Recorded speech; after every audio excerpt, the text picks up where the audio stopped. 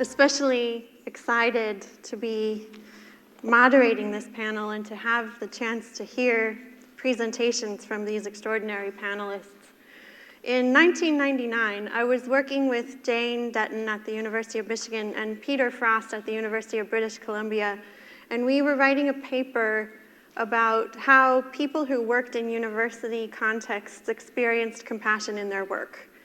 And it was the first paper published in the organizational behavior literature that we knew of anyway, that head-on addressed compassion as a part of people's work.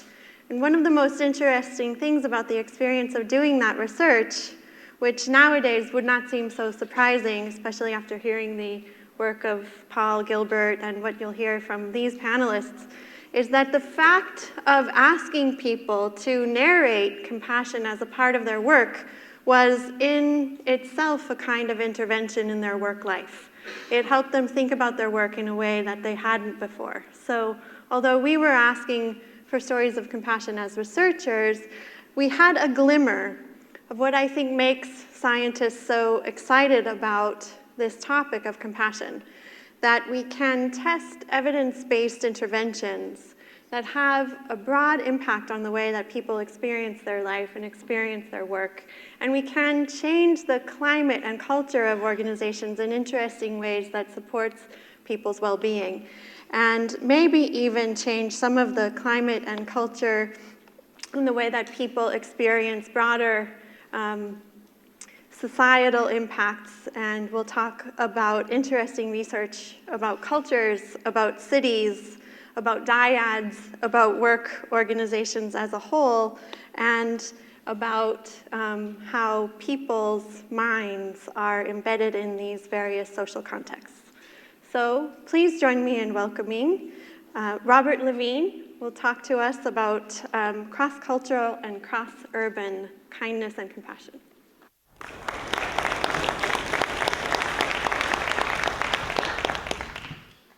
Thank you for the welcome, and I welcome all of you back from lunch to the second part of the first day. I'd like to begin by asking a question that Felix asked earlier. I loved the question, and I was baffled by the answer.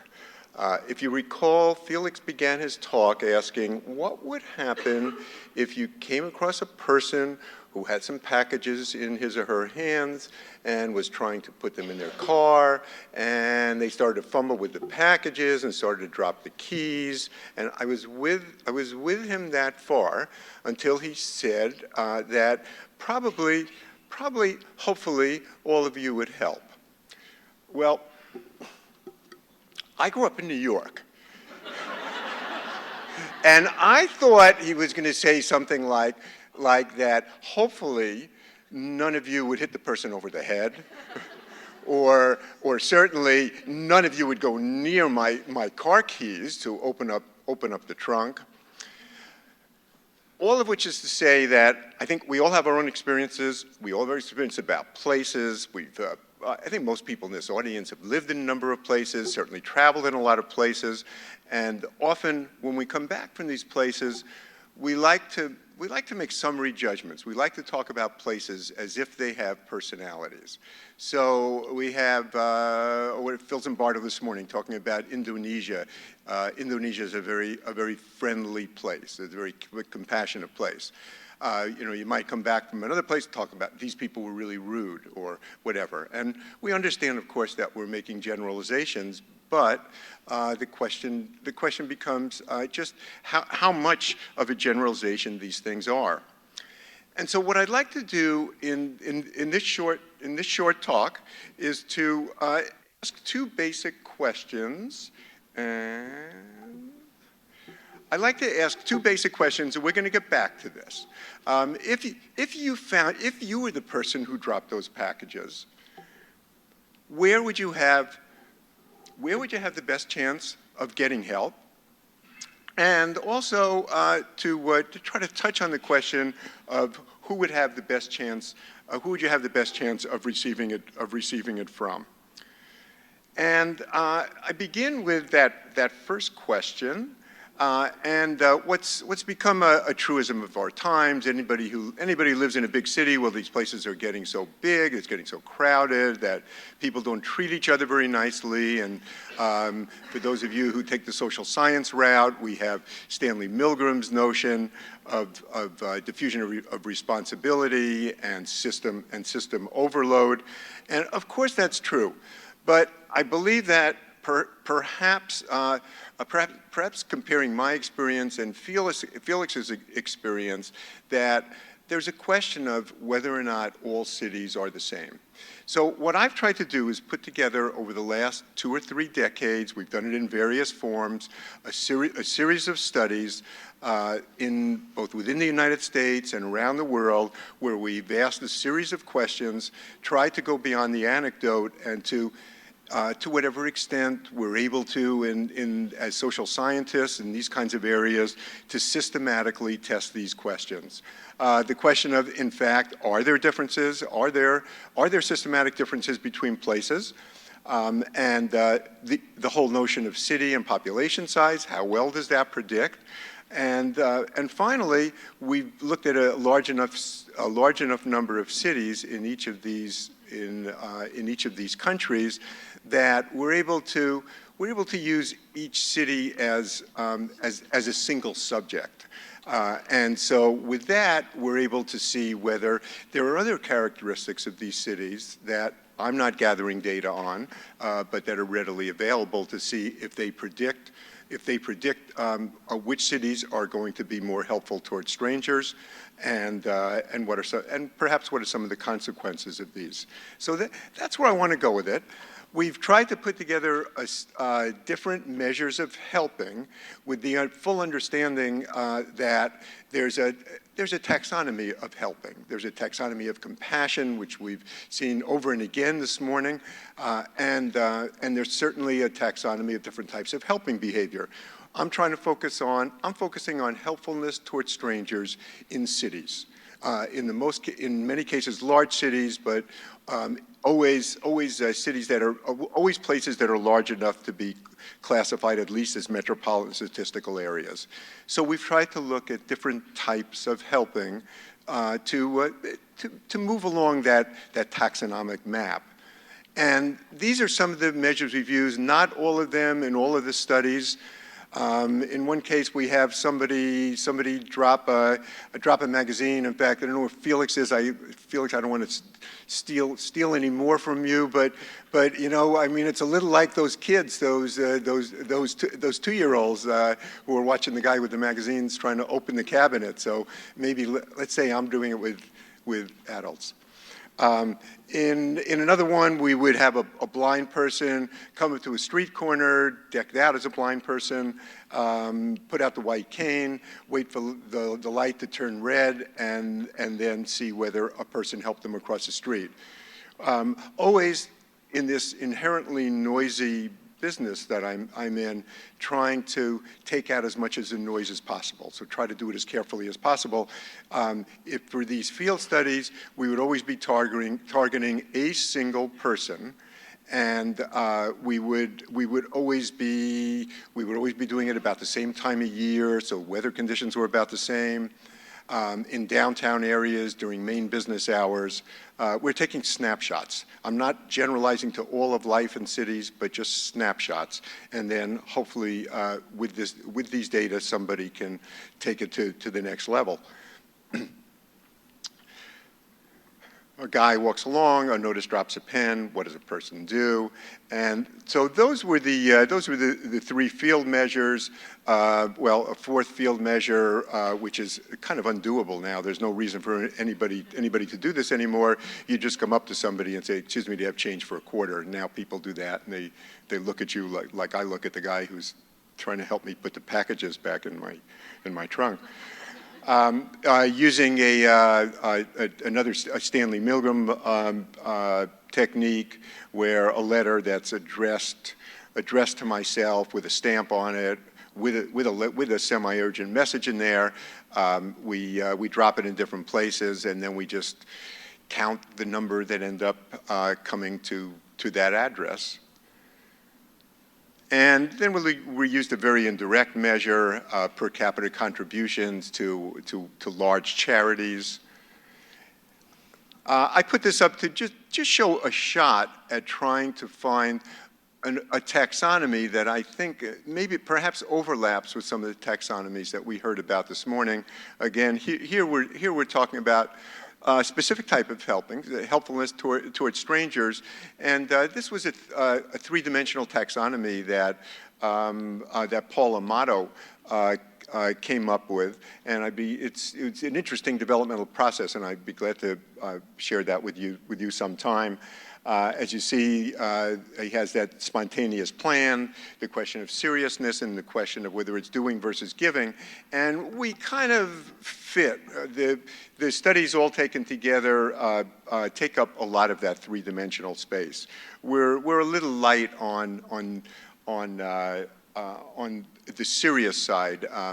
For the most part, it was students who were going out and collecting these data, and I just didn't want to put them in difficult situations. So let me give you a sense of what we found. Scientists, of course, want to measure things. Can a social scientist measure civility? Maybe. See the blind man waiting for help to cross the street? Well, he's not a blind man. He's a graduate student named Gary Braze, doing research on civility. Some people walk on by. Green light, sir. Thank you. Some stop and help. Gary and other students originally sampled civility in 36 cities.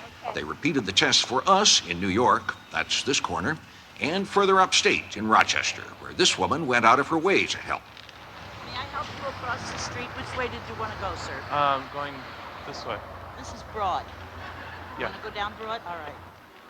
In New York's Grand Central Station and in Rochester, Gary tried some other tests, asking change for a quarter. Rochester. Excuse me, do you have change for a quarter? No.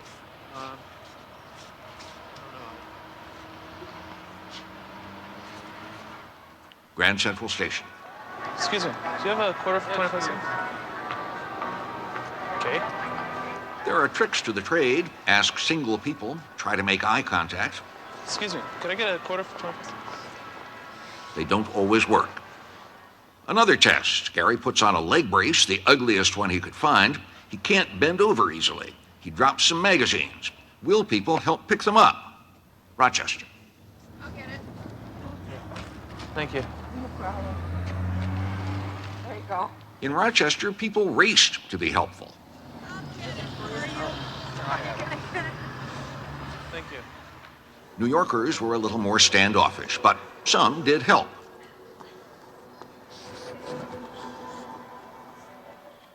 The last test. Gary drops a ballpoint pen. Will people tell him or pick it up and hand it to him?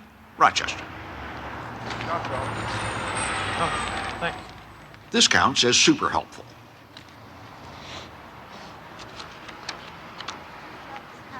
Oh, thank you. In Grand Central, some people ignored the pen. This man pointed out the pen, asked for money, and offered to sell drugs. Some people returned the pen.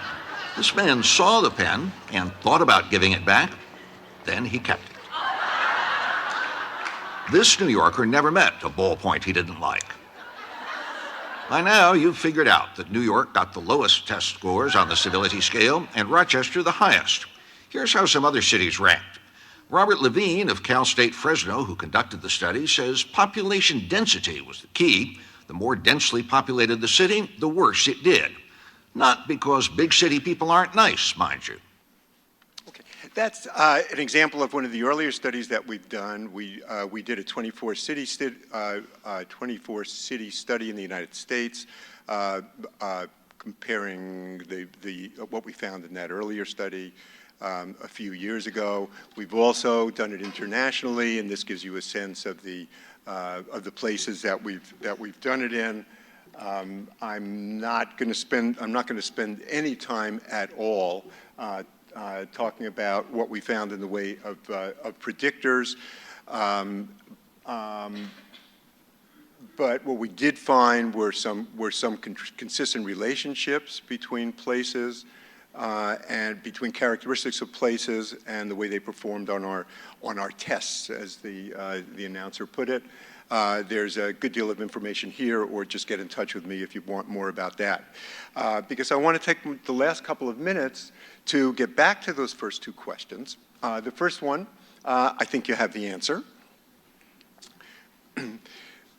The second one is one that I hadn't thought about. I'm a social psychologist, so I don't think much in terms of individual differences. But they come back pretty strongly. This is the answer to the first question, the power of social norms, and we'll be hearing more about that in a number of contexts, in large part. Make sure you come to Phil Zimbardo's talk tomorrow morning about the Heroic Imagination Project. Let's see, I'm going to go. But what I do want to take on is the second question: is what kind of person are you most likely to receive help from, or how necessary is compassion? How necessary is empathy? How necessary is it even to be a good person? So this is anecdotal. This is one of the lost letters that we got back from Rochester. What would happen is it wasn't uncommon for people to put notes on the letters. Sometimes they would open them to see if it really was important. And this is in one of the most helpful cities, depending on how we did our analyses. If you can't read that, hi, I found this on my windshield where someone left a note, found it next to my car. I thought it was a ticket. I'm putting it in the mailbox, blah, blah, blah. P.S. Are you related to any Levines in New Jersey or Long Island? Okay, so that was helpfulness. Now, I want to show you another one that I got. This is one that came back to me from New York, and I'll just tell you that when it came back and I looked at it, and one of my Hispanic colleagues was looking at it, and he just looks at you, oh, que lástima. So this is what they had written on the back of it.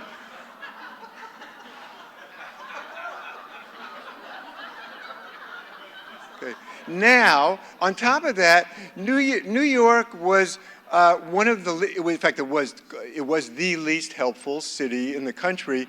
This counts for helpfulness, though, because he returned that letter. He, and I say he, I don't mean that in a sexist way. I mean, it's got to be a guy, right? Okay, all of which is to say that it's not to say that you need to be a nasty person to be helpful or to compassionate, or compassion doesn't matter. But when I come back to that earlier question about if I'm in trouble and I'm looking for help, perhaps I don't need Mother Teresa. I want somebody who is going to act, who's going to get the job done. I don't care if they smile or whatever. And it sets up this question, question about compassionate people versus compassionate behavior. And I'll just end it with one quick anecdote.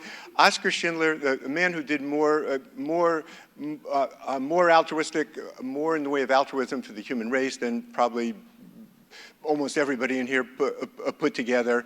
By all accounts, before the war, he was an absolute jerk. He was a Nazi. He was a drinker. He was a philanderer.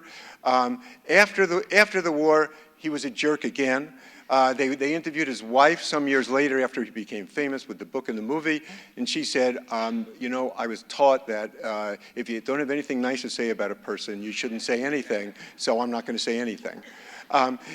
How though do we find a way then to take one of these possible selves out of a person? How do we elicit the best in a person? How do we create, again, to Phil Zimbardo, you'll hear tomorrow, how do we create heroes in waiting? Or at least helpful people in waiting? And with that, I thank you.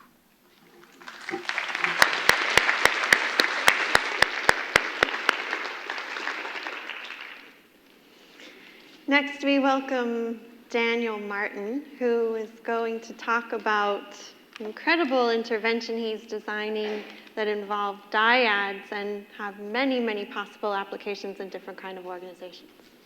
Thank you very much, Monica, and thank you all for being here after lunch. If you do need to go to sleep, just, fake it. We'll be with you. So, really quick, we've had some great explanations, great theoretical underpinnings, great biological and physiological work done on compassion today. But I'm going to give a slightly attenuated version, which is quite effective for the work that we're doing, and honestly, it owes a lot to Monica right over here. So we'll define compassion in the work that we're doing as first awareness, noticing another person's suffering, feeling some sort of empathic response, an emotional response, and then doing something to actually ameliorate the suffering. So this is handy because we know that there's a huge array of benefits associated with compassion. And obviously we've spoken about this morning. Thank you all for doing a great job of giving the biological underpinning for the work that we're doing. But this is strongly correlated with a wide array of different types of benefits, not only psychologically, but physiologically as well. So the real question for people working in the fields that many of us are coming from, I'm a social psychologist who works as a business professor, specifically in organizational behavior and human resources management. Why is no one focusing on this as a practical, pragmatic intervention at the workforce level or in other types of large-scale social environments or organizations? So there's a couple different perspectives we'll talk about. You may recognize this gentleman. He's sitting in the back of the audience right now. This is Paul Gilbert. He's put together a great deal of wonderful work that we've used for measurement purposes in the study I'm about to describe. But let me just ask you straightforward. This is a tough question for all of you because you're here at a compassion conference. But have you ever felt scared of being compassionate?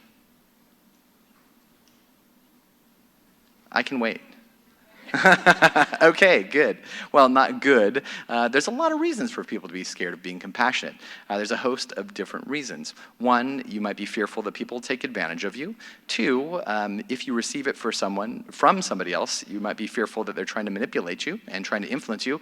Or conversely, like many high achievers, you may feel like you're being overindulgent in your own self. So you have to be cautious about this. Paul Gilbert has put together a wonderful scale called the Fears of Compassion scale that looks directly at this and will become important in terms of our application shortly. So there's a scale that measures fear of expressing compassion for others, fear of receiving compassion from others, and then of course, fear of expressing compassion for yourself. This is an applied talk tomorrow. I'll be talking a tiny bit about the basic research that underpins this specifically in business arenas, but a recent publication that came out earlier this year in the Journal of Business Ethics looks at this, and this is a small subset of the data. And I just want to point out a couple important, strong correlations here. When we look at the fears of compassion and its relationship with stress, anxiety, and depression, we see that they're quite strong. And because I'm usually working with business folks, whether these are CEOs, whether these are MBA students, these are people who are really strongly driven. And the very things that they're most fearful of are the things that are preventing them from being soothed in any kind of circumstance or any kind of way. That could be important for things like, productivity. These are the things that drive organizations. It's the glue that undergirds the interpersonal capacity for people to build trust and subsequently to do work as teams, which all organizations are looking for in a host of different ways. So we'll move forward from this and talk a tiny bit about emotional regulation. And this is a nice simplification of a lot of work, again, coming from Paul Gilbert, and I'll try to do it justice. But really quickly, when we think about three different systems for the sake of simplicity, we'll think about these things in terms of relationship to compassion and how they manifest themselves in the workplace today. You may see this in terms of your own work. But the first one would be the threat and protection system. We might consider this to be fight or flight. The second one would be the drive or ambition type of system. And then the third would be the one that we never talk about and never really address, which is our soothing system. So let's think about these for a second and talk about how they seem to be pushing people forward in our society, as a capitalistic society. I do a lot of work on ideology and its impact on people as well. Talk a little bit about that tomorrow. Suffice to say is when we think about modern society, we're always trying to achieve, and it's a non-stop push to do better, to get more certifications, to get higher degrees, etc. It seems like those with strong threat and drive systems also tend to feel the need to prove themselves constantly, as well as to achieve consistently. And then we can see that this is strongly related to things like status seeking and competitiveness. So what does this mean? This means people put themselves in positions where they're planning for all kinds of delightful things, but they may not manifest themselves. How many times have you put together material, your plans have gone awry? I think an underrepresented scholar who's talked a lot about this should be shared here, and because I don't have any videos in my presentation, this will have to suffice. That's right. Everyone has a plan until they get punched in the face. So Mike Tyson has a lot to teach us about reality when it comes down to it. We can plan, we can strive, we can do our best to achieve, but reality is a little bit more complex than what we have in mind when we focus on those two systems. So this is a good place to start thinking about where we're coming from. And I've pushed rapidly through those pieces because I really wanted to get into detail about where we're coming from in terms of developing large-scale interventions for compassion. So when we think about compassion training, there's a lot of different ways to do it, and we were hearing some of the benefits associated with physiological and psychological well-being from the previous panelists, and those are fantastic. But because I work with business people predominantly, I'm dealing with people who do not have time, I'm dealing with type A personalities, I'm dealing with people who roll their eyes when they hear the word compassion. You may be familiar with them. Are you related to any of them? Okay, have a nice Thanksgiving. Just kidding. So the reality is we have to make this as smooth and easy for people and relate it to as many outcomes that are pertinent to people in the modern world. Not to say that there aren't multiple doors to compassion. I encourage all of us to consider how many doors there are to compassion and not to choose any one door, because given individual differences, there are going to be some places that are easy for us to start and some that are difficult for us to start. So we should open as many doors as possible. This is just one venue that might be applicable in various circumstances. So, suffice to say, I do a lot of work with social capital, and I have a lab at Cal State East Bay called the Peace Innovation Lab. I know that sounds ridiculous, but it's true. It's out of the business school as well. You should see my colleagues. Anyways, the point is, I do my best to leverage untapped social capital to ameliorate social suffering. Suffice to say, over the years, it dawned on me that we could be using untapped social capital, specifically alumni, to create large-scale mentoring programs that facilitate the transference of knowledge, skills, and abilities to really develop people's human capital and subsequently financial capital. After doing this for a while, and successfully, I realized that social capital could be used for a host of other purposes. So let's talk about social capital for just a brief moment.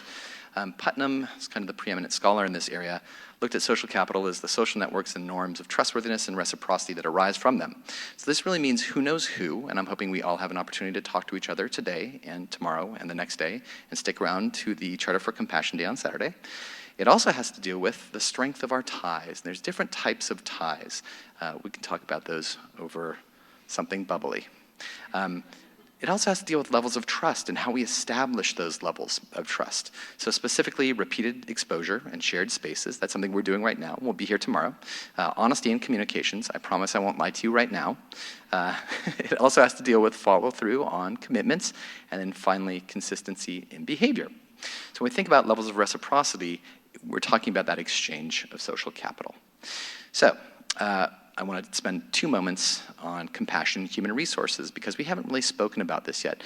While the great work that our theorists, our physiologists, our folks coming from a biological perspective are incredibly important for organizations that fund this kind of research and, more importantly, use it towards facilitating growth within their organizations, they're interested in compassion in a host of different ways. I'm not going to talk about the historical underpinnings of the law in terms of compassion, but I will talk about things that are pertinent for pre-employment selection, such as conflict resolution, interpersonal skills, negotiation, customer service, and emotional intelligence, which really require, in terms of the definition we're using for compassion, an underpinning of exactly that, the ability to recognize that there's suffering, the feeling that there's some sort of empathetic response, and then taking an action to resolve that issue.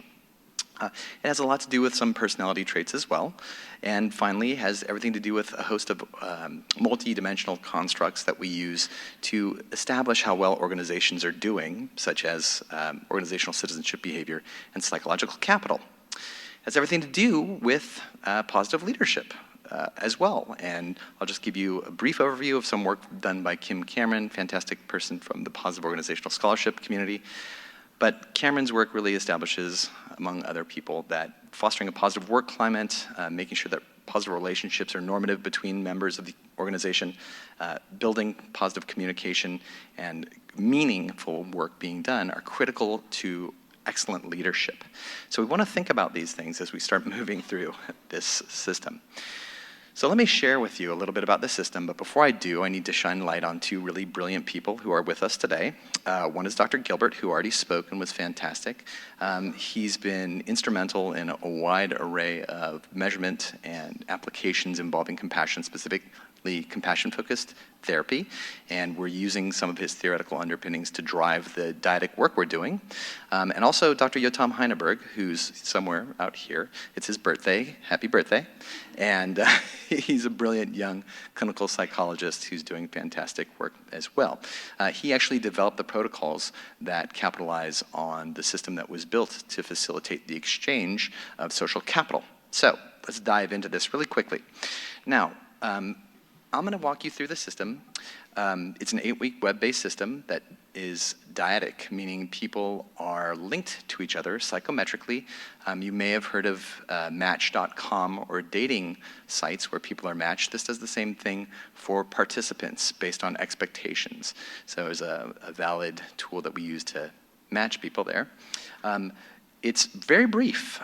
These systems, the protocols that we use were built to basically last about 30 minutes at a time. We find that people spend about an hour and a half on them because they enjoy themselves so much in their dyads.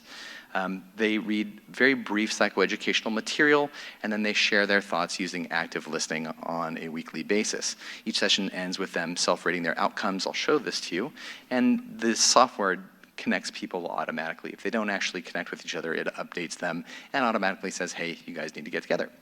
So let me share with you the walkthrough very briefly. The first week goes through active listening. And I should also say that the first version of this was done with leadership dyads. Why? Because I teach leadership classes, executive leadership, and we wanted students to go through this. There's nothing inconsistent with compassion and leadership, ladies and gentlemen. The literatures are strongly tied together, so it was a no-brainer for us. The first session is always going to have a thin veneer of whatever occupation or organization we're working with. So the first session goes through active listening. The second part goes into values identification and affirmation, a strong behavioral tool. We go into the Gilbert 3-circle model from compassion-focused therapy, looking at neuroscience of emotions. This is really great because people have never had a chance to think about this when they're coming from a business student perspective, or conversely, a wide array of other occupational settings.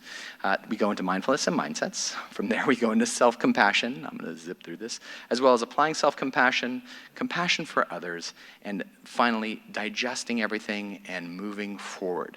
So you're asking yourself, what does this look like? Well, I was working with this incredibly handsome young man named Daniel Martin. Oh, that's me.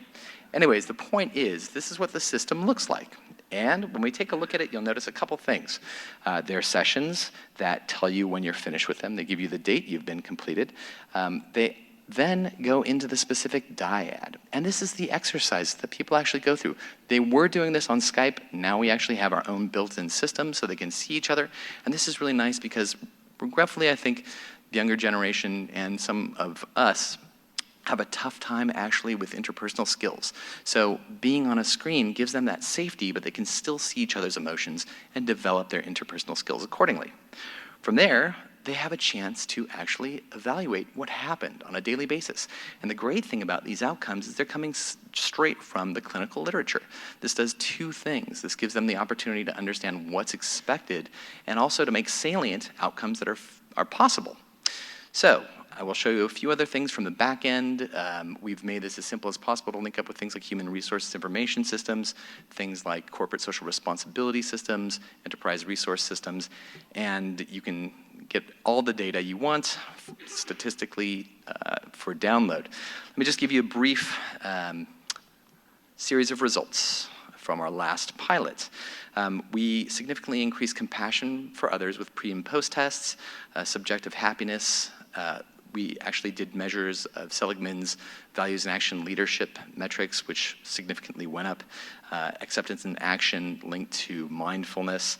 Fear of compassion for others for others went down as well. And for men, we found that their self-compassion significantly went up. Their function of self-criticism went down. They had less fear of compassion from others. And we're going to be including a series of meditation files to really expand the utility of this. What did we find out? Well, people actually love this. Here's the amazing thing, ladies and gentlemen. I'll let you read that, but I'll say this. People like this a lot. It was homework. When was the last time you actually asked someone or offered your homework to somebody?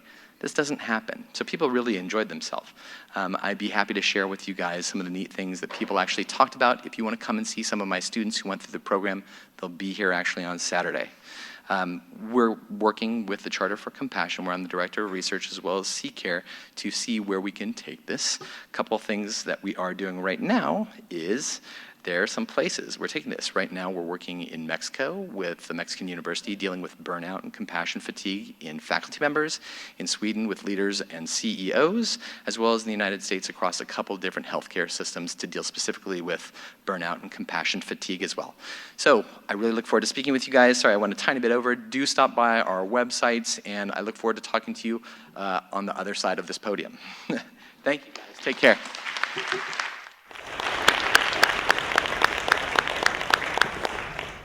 I'm pleased to welcome my friend Mandy O'Neill, who's been writing about emotions in organizational culture and this wonderful term that she calls companionate love at work. Thank you, Monica. And it's actually a great pleasure to be here because when I was a graduate student at Stanford, I was reading Monica's papers when she was at University of Michigan and then as a faculty member at Emory. So it's a really great treat to come full circle and be able to share our work with you all today and the tradition that we both come from, which is actually a little bit different than what you've been hearing so far. Both of us actually come from a business school education. So just to make sure you're paying attention, when I raise my hand, I want you to say it ain't so. So Monica and I were trained in business schools, and we do work on things called compassion and love. It's true. So both at Stanford University, where I trained, and University of Michigan, there's actually a thriving work culture around the study of emotions. And in many ways, it challenged what we know about business schools and what we know about compassion in applied settings. I'm going to present just a tiny bit of it today, but first I want to tell you that, believe it or not, this research has actually been going on since the early 1900s. It's true. If you go back in time, you would actually find that compassion, love, affection, tenderness, terms like this have been written about in organizational scholarship since the 1920s, and I'm actually going to go earlier, but this is one of my favorite quotes from one of the luminaries of our field, Mary Parker Follett. And it's a wonderful quote, but I want to draw your attention to one phrase in particular, which says that any single profession in the possibilities of those intimate human interweavings through which all development of man must come. So in the 1920s, researchers were identifying organizations as the site of great possibilities for studying these intimate human interweavings. And now, today, you may find that a little strange, that businesses could be the site of companionate love. It's true, but it turns out if you go back in time even a little bit more, you'd see that even some famous researchers who are known now for topics such as scientific management have actually been writing about compassion. So if you look at the quote from Frederick Taylor, workers appreciated small acts of personal kindness and sympathy.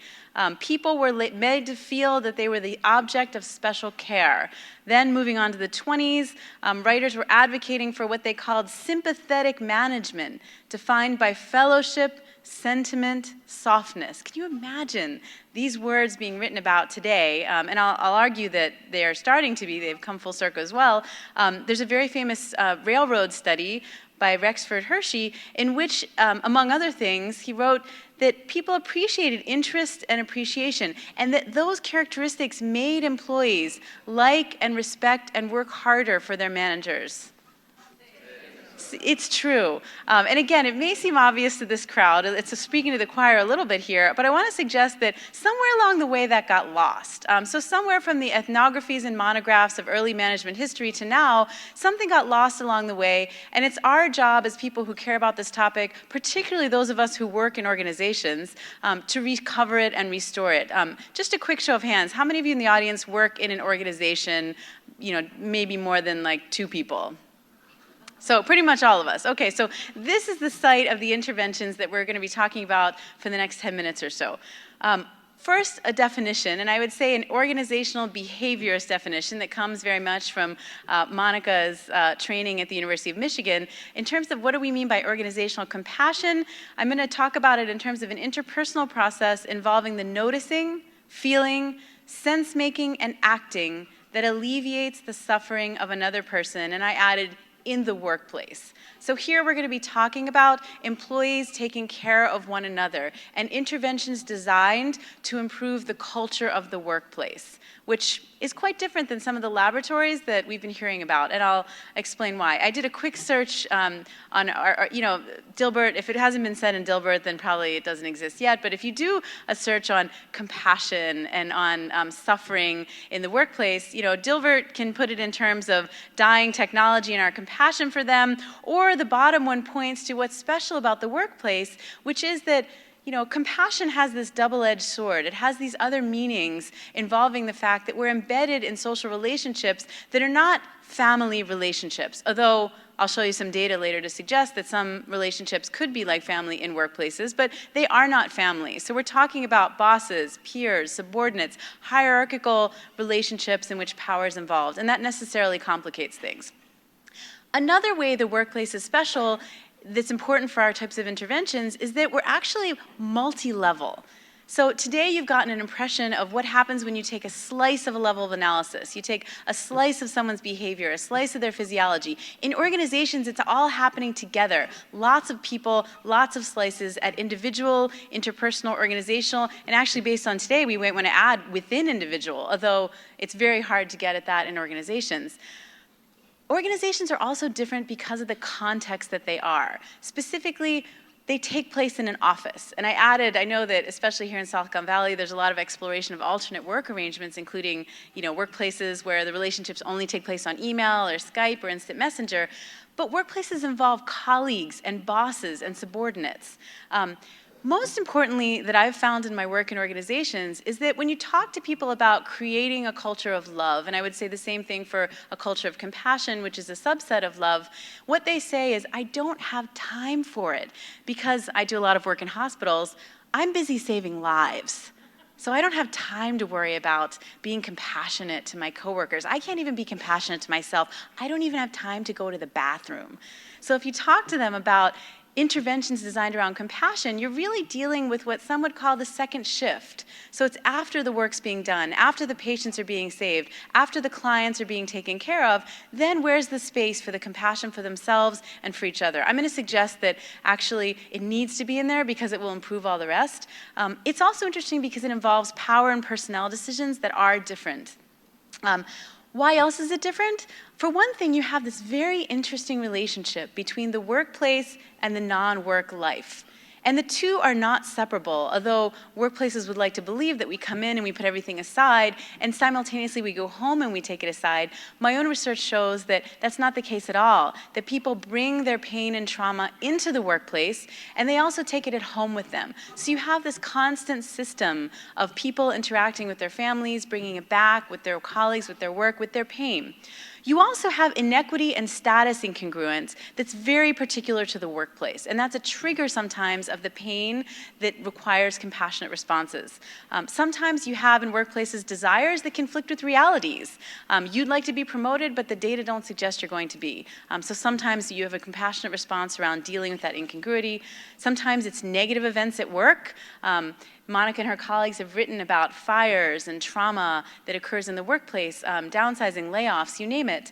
Sometimes it has to do with unmet needs, literally people's needs for security, for psychological safety. They're not being met in the workplace, and this is a trigger for what requires a passionate response. Or toxic colleagues. How many of you have a toxic colleague? Not too many, that's amazing. I would say it ain't so, but we know it's so some places. The people involved, and this is where I think organizational interventions have really been falling a little bit behind social psychology, and that we're only getting a piece of the picture here. We've done some work, especially in social psychology, on the person who's suffering, and to some extent the person giving compassion. What we have spent the least amount of time, I would like to suggest, is on the bystanders or the witnesses, the people who are observing compassion in others, and the importance of identifying these people as transmitters of culture. So culture is what I'm advocating for, specifically creating a culture of compassion and love in workplaces. So by doing that, we need to identify the bystanders. Why? Because they are the transmitters of culture, beyond the act itself. So what? So the important thing I'm trying to argue here is that organizations are different than some of the laboratories in which we've done compassionate research, and they require a special set of interventions that takes that into account. Some of my favorite quotes are that, sometimes we as social scientists get accused of being the science of the sophomore. So we're spending time studying undergraduates at a very specific time in their lives, when, as you know, organizations span people straight out of the gate on to their retirement. So looking at people across the lifespan. And again, we're not researchers as ingenious stage managers. We're researchers who deal with compassion as it naturally occurs in the workplace. So really tapping into that and including it into our methodological designs around interventions. What are the best practices? This should come as no surprise to anyone with a social psychological background. We like pre-test, post-test design, but most importantly, if you talk to a social psychologist, I suspect, and I would agree, the key is random assignment. We want to get people into our conditions, and we don't want to have cross-pollinations. We want to essentially rule out the alternate explanations. And you've seen talks today that have done a fantastic job of that, and that manipulate the key variables. Unfortunately, that's not always possible. So that panel of folks down there are CEOs in the finance industry, including some of the people who are responsible, or at least dealing with the financial crisis. Can you imagine putting these guys up to physiological measures? Can you imagine even getting a survey in their hands? It's incredibly difficult. So instead, as organizational researchers, we need to think about creatively how we can do culture of love and compassion interventions that allow us to work within the constraints of organizations. One solution that's been proposed is what we call quasi-experimental design. How is that different? Why is that something we should think about? It relaxes the assumption of random assignment and controlled manipulation, but allows us to work in organizations in ways that go with the flow of how organizations are set up. So we actually, again, have excellent historical examples of how this has been done. What are some best practices? When we're doing organizational research, what are best practices we should follow? First, we want to identify our causal hypothesis of interest, and then ideally find naturally occurring or induced changes in what we call the independent variable that allow us to study it. We like to get before and after measures of our dependent variables and multiple comparison groups and multiple measures. I'll show you a very specific example of that from my own work at the end. Another great study, and someone, if you're interested in this or you're thinking about how your organization might fit, to look for is the work of Adam Grant at the Wharton School, University of Pennsylvania. He's an excellent, excellent quasi-experimental researcher and has done some of the cleverest work in actual organizations involving this design. In one particular experiment, he actually had customer service employees who were burnt out experience what it's like to see the benefactors, the people who benefit from their work, and found that that substantially improved the work they did in organizations, particularly when they were under transformational leaders. So where do we start? How do we go at it? You're thinking, okay, I'm in. I'd like to transform my organization. I'd like to take best practices from today. We could target the person giving the compassion. Learning how to respond to other suffering. And we saw some great examples of that today, and I think we will for the rest of the day in terms of compassion training, mindfulness training of our workers. What we haven't seen much of, including in the current organizational research, is what we call display rules in organization, or emotion norms. Recognizing when it's appropriate to express compassion, when it's appropriate to give compassion, when it's appropriate to feel compassion. That's where the organizational comes in, and where I'd say the least amount of research is in. Also recognizing one's own capacity. Again, in talking to employees, one of the things you learn is they say, I just can't do it anymore, which I think my colleagues would call fear of compassion, because it's too painful, it's too much work, they're too burned out already, it's just one more burden on them. We can also recognize the employees who are suffering. In my own work, I've found, especially in traditionally masculine organizations, a lot of employees don't know how to recognize or manage their own suffering. So it's very difficult for them to even admit that they need help, much less seek someone out and express it. So getting people to recognize and express compassion is another target of intervention, again, including recognizing organizational norms around the expression. What I'm suggesting here is that the least research where we need a lot of work is on bystanders and witnesses, responding to acts of compassion, but most importantly, transmitting that through the organizational culture and rewarding and encouraging employees who do this kind of work. What does that look like if you actually put it all together? My own research is on what's called emotional culture, and this is the idea that we not target only one practice or one group, but we actually target the organization from top to bottom. By top, I mean the observable artifacts. By bottom, I mean the deepest assumption that employees hold about what it means to be a compassionate, loving person in the workplace. How did we do it? In one study, we actually did it a lot of ways. We asked employees, we asked family members of clients, we asked clients, and then we asked trained raters, insiders, outsiders, who know the organization and can see when compassion and love are taking place in the organization. Every time they went in, they recorded an example of this, and so we got a metric of how units vary in terms of their culture of love. Interestingly, one of the things we found also predicted employee engagement, teamwork, satisfaction, were what some organizational cultures would call the most superficial level of the organization, which is the cultural artifacts. Specifically, we looked at the existence of plants, tablecloths, personalized pictures from their families that evoked warm, loving memories. We looked at the presence of these artifacts in organizations and how that improved teamwork, morale, absenteeism in employees. And can you believe it? Artifacts of love actually predict teamwork and absenteeism and satisfaction in an organization. Say it ain't so. It's true. Actually, just by the physical decor of the organization, we were able to measure the extent to which love was being transmitted in the organization. And it goes top to bottom in the organization. I know you can't read that, but just to give you a sense of how many levels of culture can be affected by culture of companionate love interventions, stories, jargon, practices, beliefs. I'll talk a little bit about more of that tomorrow. Thank you for being a great audience, and let's go out there and we can do the organizational change ourselves. It's true. Thank you so much.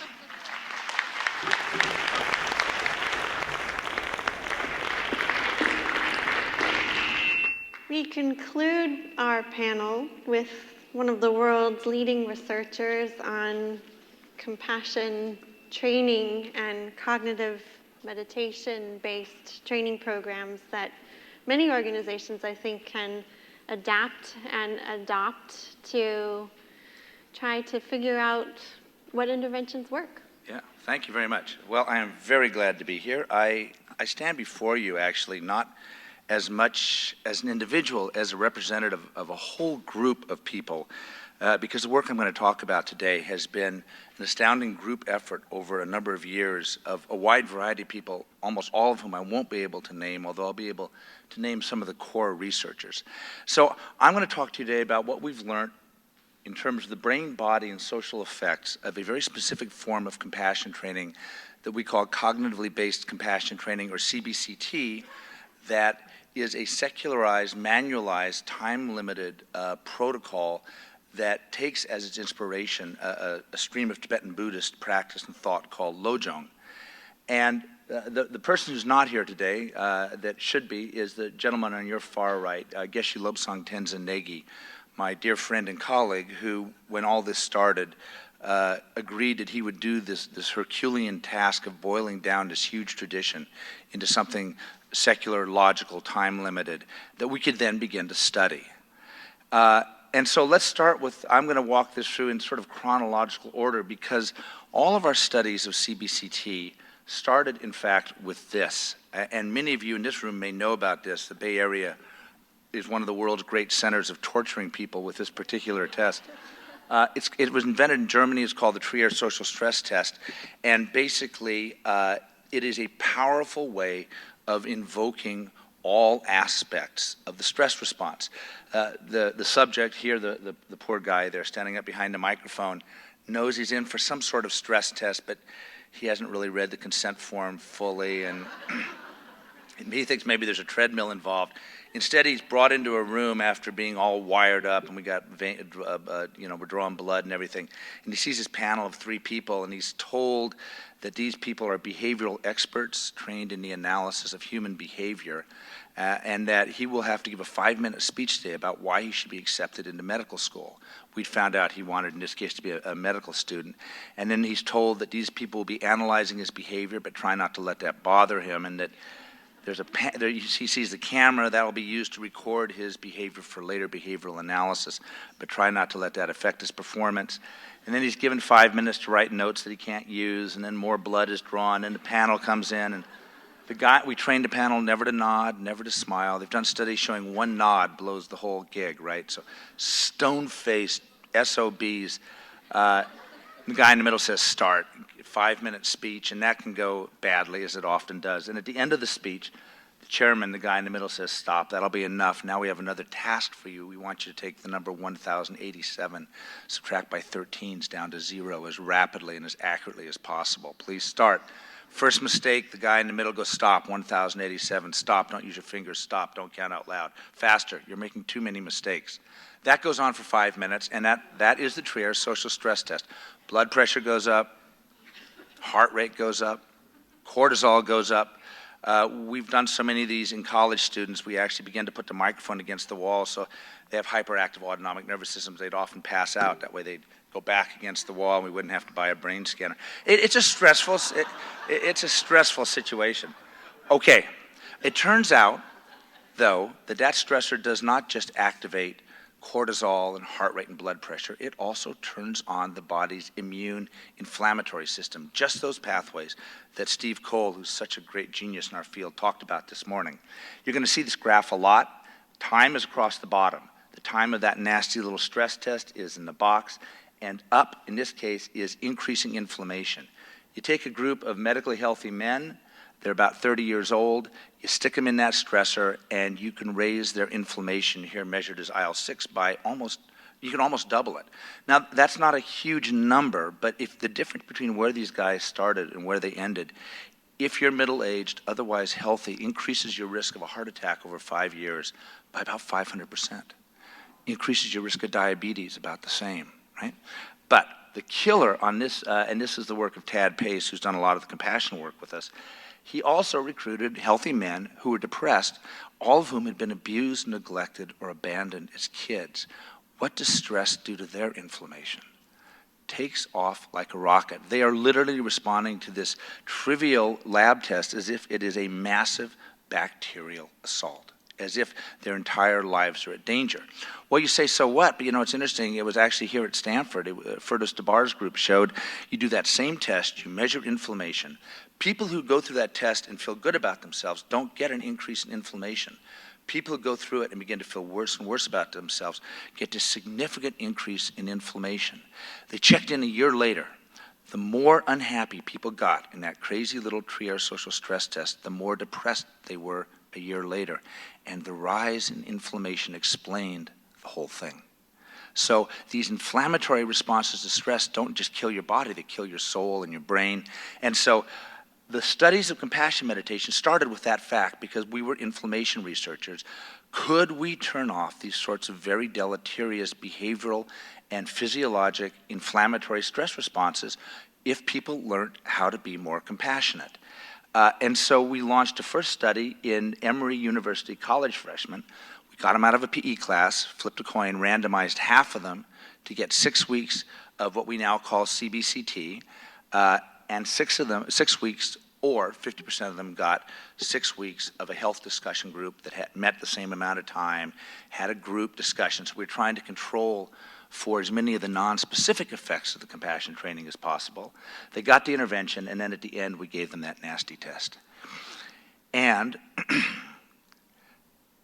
the compassion training had no effect whatsoever on their stress responses, neither their inflammatory responses or cortisol responses or their emotional responses, meaning that the kids that were randomized to the compassion group as a group did no better than the kids that got the health group. And there it might have died, except that we were also interested in whether how much you practiced might make a difference. Each one of these dots represents, on average, several kids. And you'll see this is the number of sessions per week. Now, they went to class twice a week. You'll see that there's some real slackers down there below the number 2. They didn't even attend the classes, right? These are college kids. Some of them showed up to that stress test stoned. One kid brought a fifth of Jack Daniels that he hid in the bushes outside the research institute when he thought I wasn't watching. They were kids. They were real-life kids.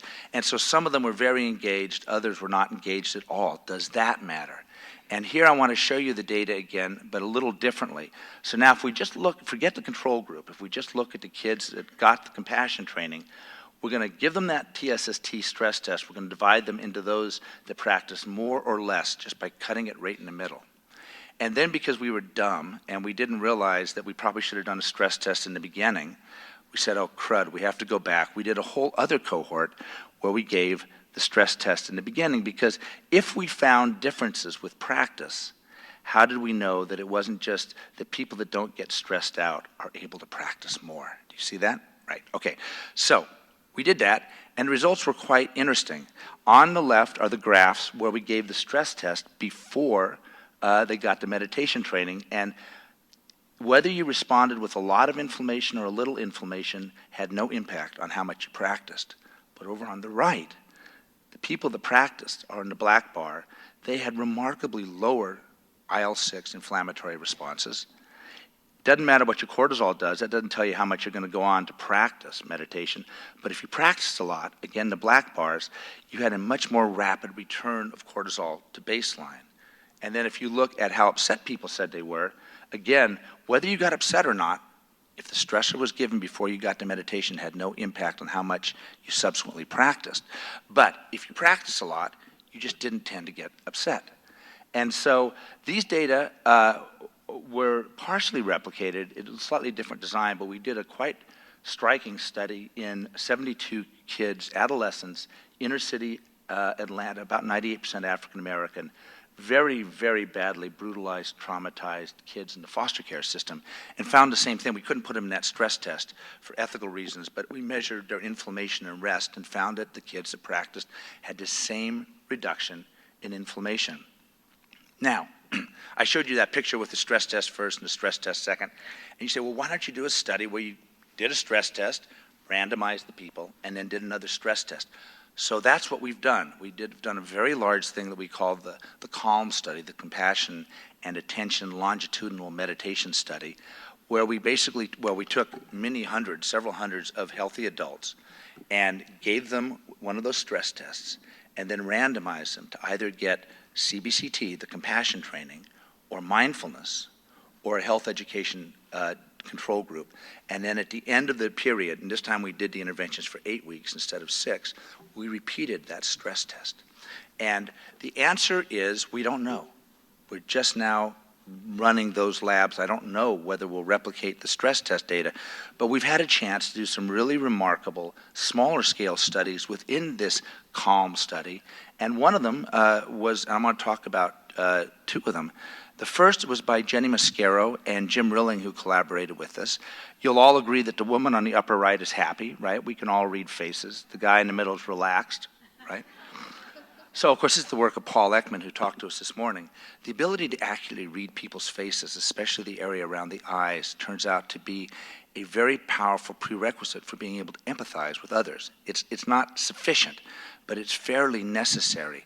So we did a study where we put people in a brain scanner and showed them faces, and then they either got compassion training or the control group, and then we put them back in the scanner and showed them faces. This is what we did. You ready?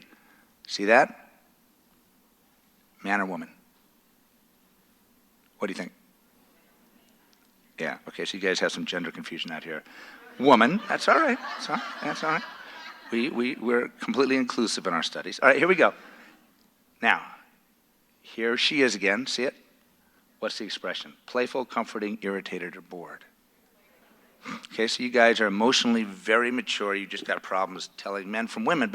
But you're right. Playful is the answer. So it turns out that most people actually do better with the sex than with the emotion. But the sex isn't supposed to be we should do compassion training on you guys. It'd be an interesting... anyway... So what do we find? We found that the people that got the compassion training compared to the health education had a significant improvement in their ability to very rapidly read subtle changes or subtle facial expressions, this skill that's so core for me going, oh, she's bored, oh, she's interested, oh, and being able to connect with people. Even more interestingly, the better people got at reading these expressions, the more these areas in orange lit up. And the compassion meditation lit these areas up much more than did the control group. So the simple suggestion is compassion training stimulated, improved, enhanced the functioning of these core brain areas that we know are involved in our ability to empathize with others, and that to the degree it did that, people became better at the task. All right, I'm almost out of time, but I've got a little bit left. I now want to talk about work from somebody that's actually in the audience today, Gail Desbordes, who with Eric Schwartz did something really remarkable that I thought was completely crazy. She convinced us to let them fly our subjects from Atlanta to Boston to do all sorts of neuroimaging up there, and then bring them back, and they'd go through the study, get all the meditation, and then fly them back up there again. But it worked. We flew like 50 people up there, and they've done some really remarkable work, and I want to highlight something that she's got a poster on here. I really encourage you guys to go see this tomorrow. There's that brain again. This is an area that, so these are areas that improved functionally, with CBCT.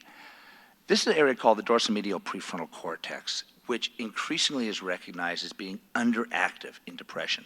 This, almost more than any other brain area, is emerging as a core area that is abnormal in depression.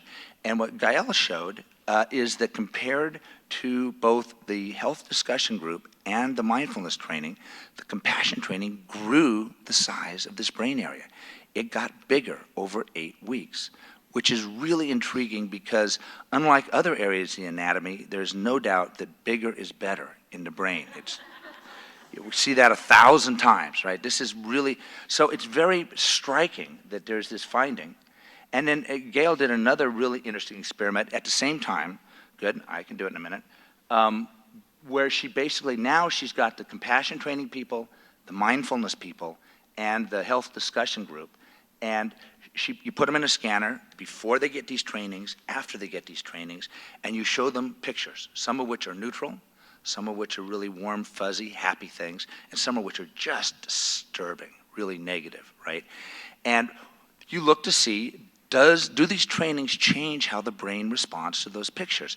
And the answer is, if you look at the red, that mindfulness here, mindful attention training, had a significant impact on reducing the amygdala, which is, to a first pass, the brain's danger center's response to all the images. It really turned down the brain's response to positive images and is trying to turn the response down to negative images.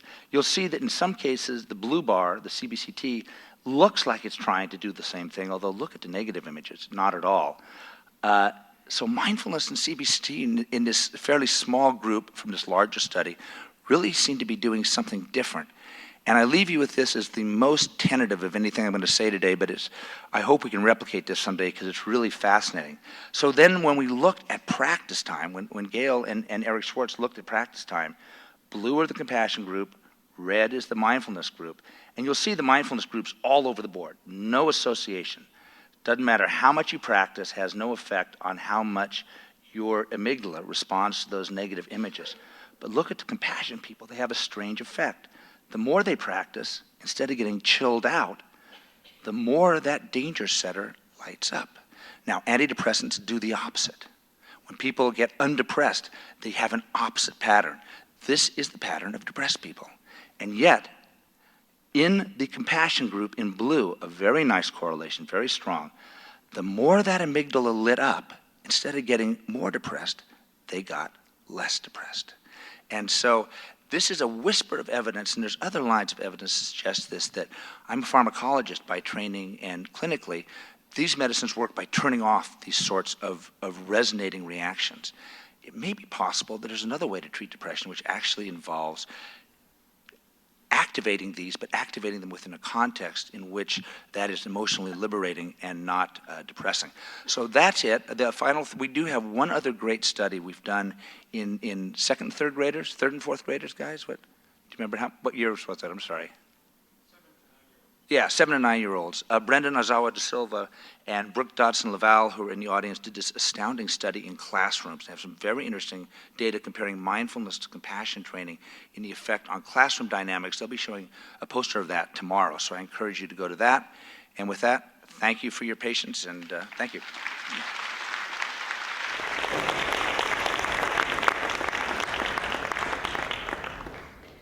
We have some microphones in the audience. We have a small amount of time for questions. Do you have some questions for our panelists? I have a question for Dr. Raison. I'm wondering what exactly is the difference between the cognitively based compassion test training and mindfulness attention training. What are the differences?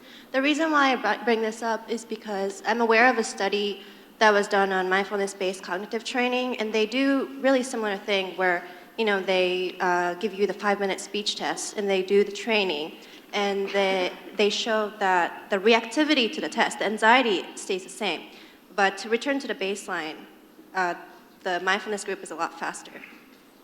Well, it's a great question. Am I on? Yeah, it's a great question, and we don't have time to go into all the details today. There's a whole little CBCT contingent over here on the left-hand side. I encourage you to just hijack them immediately after this talk. The world's, minus Geshe Lobsang, the world's prime teachers are actually sitting right here, and so, but essentially, although CBCT starts with mindfulness and focus type trainings, the last 2/3 of it are really what would be called analytic meditation strategies. They have more of a flavor almost of using meditative stability for cognitive restructuring. So instead of accepting the contents of the mind, one actually focuses on challenging some of those contents and trying to transmute them. And then the other piece that is really interesting is that it has I'm not sure I always say fake it till you make it, but that's a bad way to say it. It has an element where you actually willfully try to generate compassionate, what Geshe Lobsang would call a heartfelt sense of endearment for other people, starting with those you're close to and then eventually trying to get out to the ones that you really don't like. So it has these other elements. It's more discursive, it's more content-based, it's more normative. In some ways it's more active, it's more prescriptive than mindfulness. But again, if you go to the folks over here, they could tell you all about it. Dan, do you know how that compares with what your protocols you're using in the Dyads? Oh, thank you. I'm so used to speaking to large audiences with my voice. It's called being a parent. The reality of the situation is no, but it would be easy enough to do. I'm not suggesting we have a Mike Tyson-like throwdown in any way, shape, or form. But at the same time, there are some common elements, I think, that come from the training. It's just a matter of how the training is actually done. In our case, it's dyadic, so people are interacting with each other interpersonally as opposed to using meditative practices. We could overlay some of those meditative practices on top and see if they actually add some sort of significant accounting for the variance of our outcomes. So I'd love to do that and talk to Chuck about that. Yes, to Daniel Martin. I was wondering, with this new screen safety generation, as they get used to all those pop-up ads, flashing ads, the new screens going by them really fast, are they actually responding to therapy at a quicker rate than the interpersonal population will?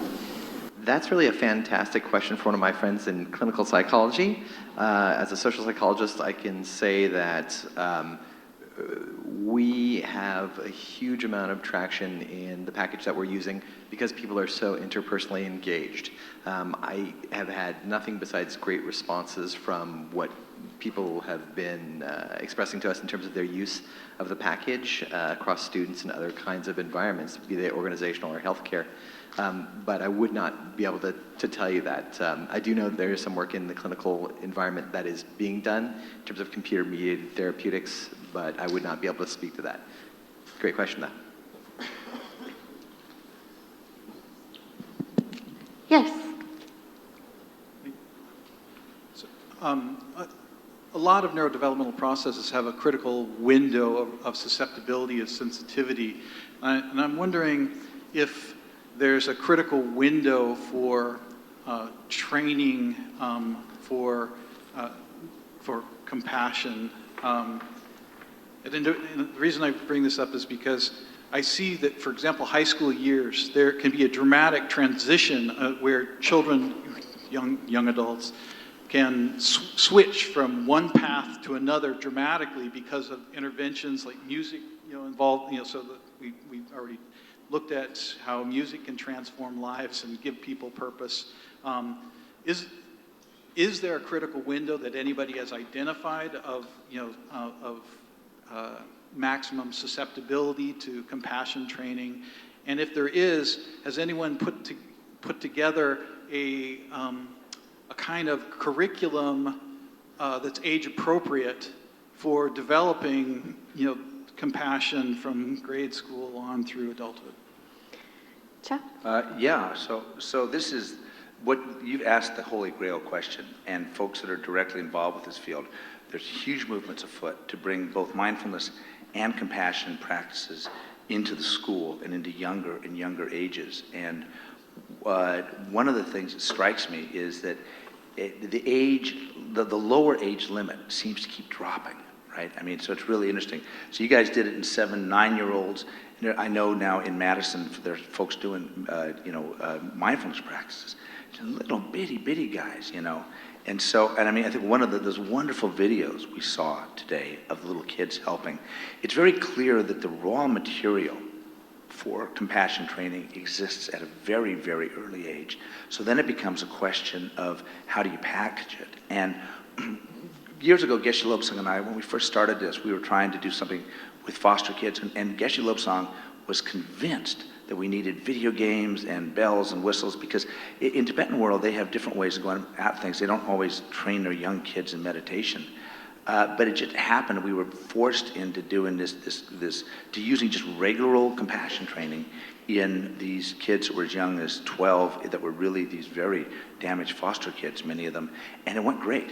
And Brendan and Brooke over there really devised some ingenious ways that have become codified now for analogies of how do you teach these compassion lessons in those age groups. But what was remarkable was how much of just the straight ahead meditation worked. My favorite story was Geshe Lobsang is a very Tibetan, very, talk. And these kids, he had one of the African American kids groups, and they were, in the beginning, this guy, we interviewed a guy at the end, this kid, and he said, that teacher, that guy, he drove me crazy. He just kept talking. I didn't understand what he was talking about. It was so boring, and I couldn't stand it. And I was sitting there, and then he started getting at me, got under my skin. The kid literally said this. He said, all of a sudden, that old guy started making sense. And so, because Geshe Lobsang taught it straight ahead, and it worked great.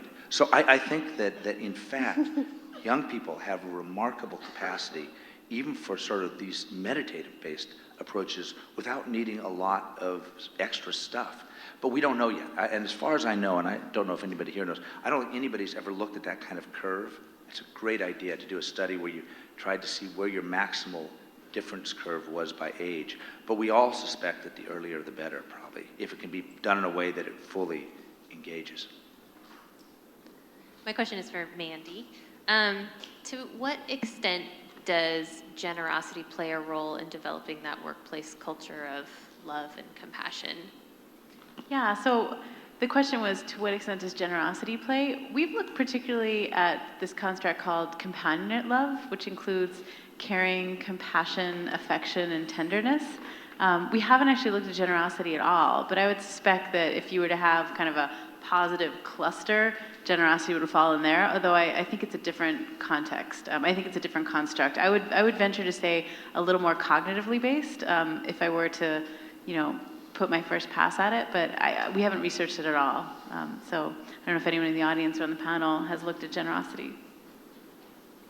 Bob, did you? You looked at helping and giving. That certainly has something to do with generosity. We've looked in another series of studies that we've been doing. We've been looking at the helping relationship. So not necessarily the person who gives, but the person who receives. As I think probably most people are aware of, it's the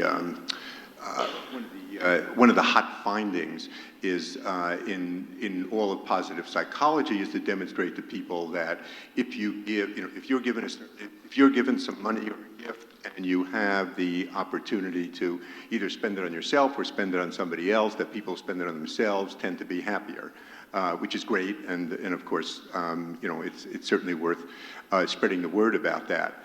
What we haven't looked at too often is what makes the person who receives happiest. You know, we talk about doing things that aren't demeaning, and teach them how to fish and such. But there are so many different styles of receiving, and so one of the things that we've done is we're setting up. My university is setting up a student food bank. There's, believe it or not, there's a great deal of let's see, the euphemism is food insecurity in universities across the country, and certainly at our university. And we've tried out different models for the food bank. So in one case, what we do is frame it as this is a service like the library. This is you need books, you need food, you need whatever. We're going to offer this to you. In another scenario, we tell people kind of a pass it on model. We'll give you double the amount, and you need to help us by giving food to somebody else who needs food. And we have about four or five different ways of looking at this, and I think this is terribly important. And you know, it's just another organization. It's just a group of people. Well, a final note. As a researcher in this area, really interested in interventions and also in organizations, I think there's some important conversation to be had among those of us in the audience who define compassion as feeling or compassion as cultivation of a certain mindset or state of mind versus compassion as action, and something that we can try to put our finger on and measure behaviorally in organizations. And we may have a stunted vocabulary by giving all of those things the same word. So we may need to expand our scientific vocabulary, and this was a great start at looking at interventions in all these contexts. Thank you so much. Thank you. That was great. Thank you.